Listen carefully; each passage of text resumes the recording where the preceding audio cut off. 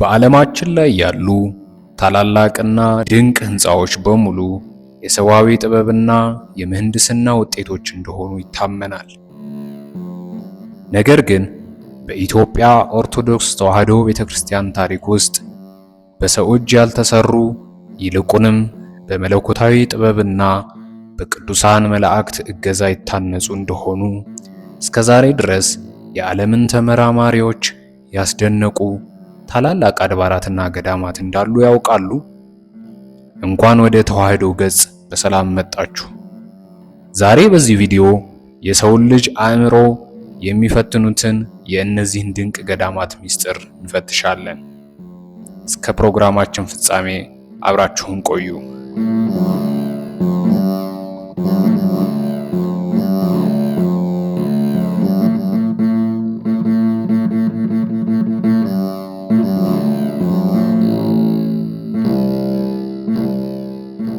ከእነዚህ ምድራዊ ካልሆኑ ድንቆች መካከል ቀዳሚው የሚነሳው የቅዱስ ላሊበላ ውቅር አብያተ ክርስቲያናት ናቸው።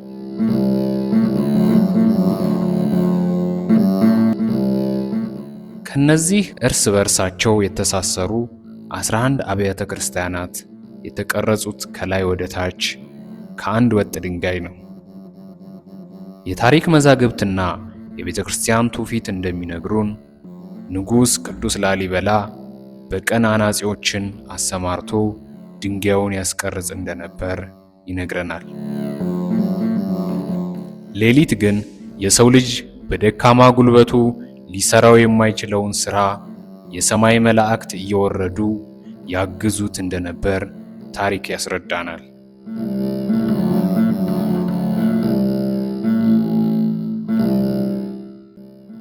በቀን የተሰራው ሥራ በሌሊት እጥፍ ሆኖ ያድር ነበር። ለዚህም ነው የቅዱስ ላሊበላ የላሊበላ ሕንፃዎች የሰውንና የመላእክትን ጥምር ጥበብ ውጤት የሚባሉት።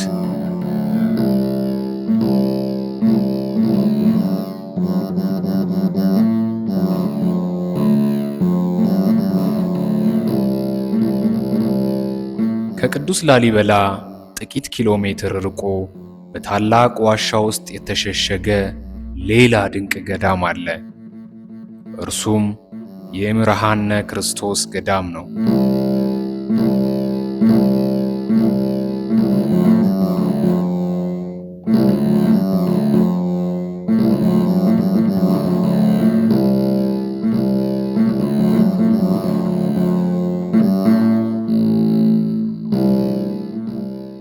ይህ ሕንፃ የተገነባው ከላሊበላ ቀደም ብሎ በ12ኛው መቶ ክፍለ ዘመን በጻድቁ ንጉሥ ይምርሃነ ክርስቶስ ነው። አስደናቂው ምስጢር ይህ ቤተ ክርስቲያን ያረፈበት መሬት ረግረግ በመሆኑ ሙሉ ሕንፃው እንዲቆም የተደረገው በታላቅ የወይራ እንጨቶች ላይ አንሳፎ እንዲኖር ተደርጎ ነው።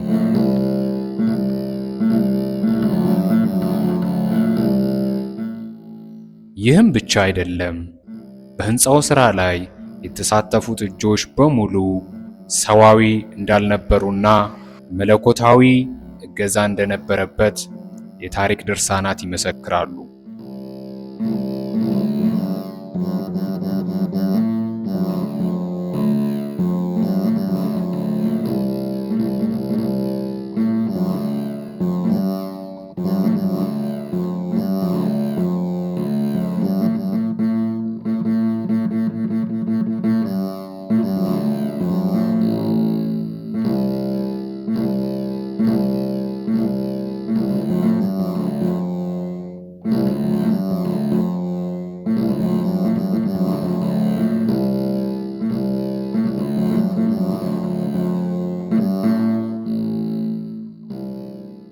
እነዚህ ገዳማት የታሪክና የቱሪስት መረጃዎች ብቻ አይደሉም። ከጀርባዎቻቸው ትልቅ መንፈሳዊ ምስጢር አላቸው። እግዚአብሔር አምላክ ለቅዱሳን አባቶቻችን የሰጠውን ቃል ኪዳን፣ የሃይማኖታችን ጽናትና የተዋሕዶ እምነት ጥልቀት ማሳያ ናቸው።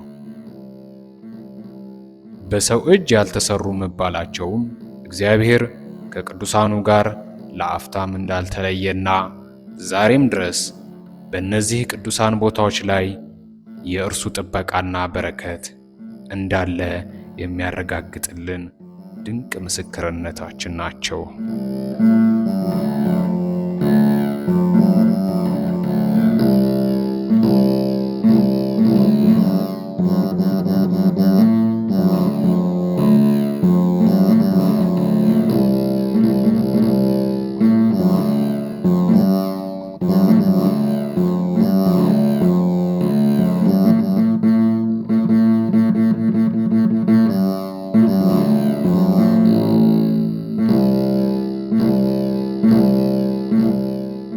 የተወደዳችሁ የቻናላችን ተከታታዮች ስለ እነዚህ ድንቅ አድባራትና ገዳማት ያላችሁን አስተያየት በኮሜንት መስጫው ላይ አጋሩን።